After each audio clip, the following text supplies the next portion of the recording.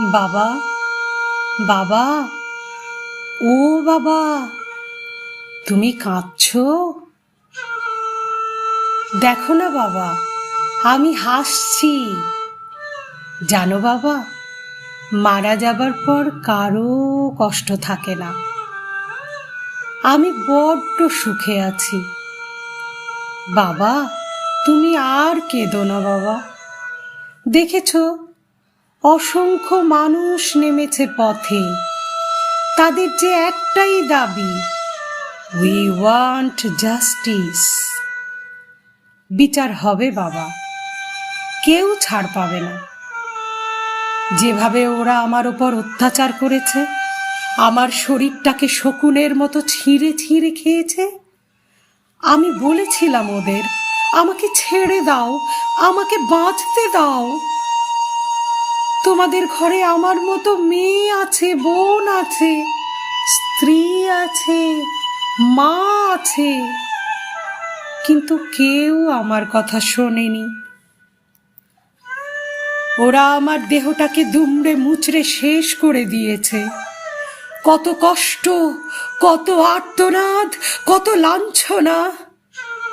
মনে হয় কোনো মা হয়তো এত প্রসবের যন্ত্রণা সয়নি, যে যন্ত্রণা ওরা আমায় দিয়েছে। বাবা, ওরা যেন কেউ ছাড়া না পায়, ওদের যেন ঐতিহাসিক শাস্তি হয়। দেখো বাবা।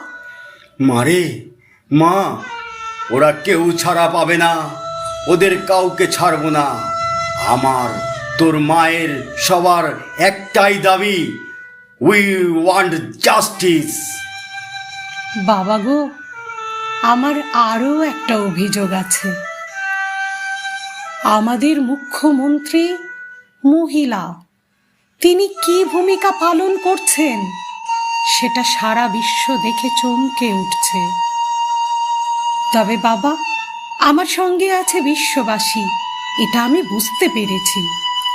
তুমি শেষ পর্যন্ত লড়াই জারি রেখো বাবা, ভেঙে পড়ো না যেন।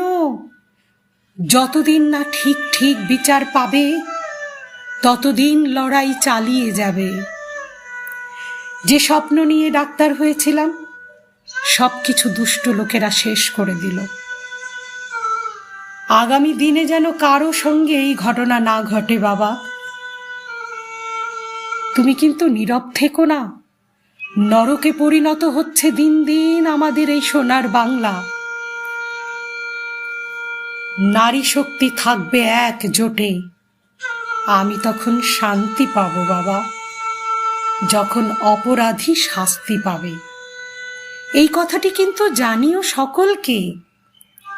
আমি যে এই লড়াইতে আছি, জানিও মাকে। চিরবিদায় নেব সেদিন, পুরোপুরি লড়াইটা জিতবো যেদিন।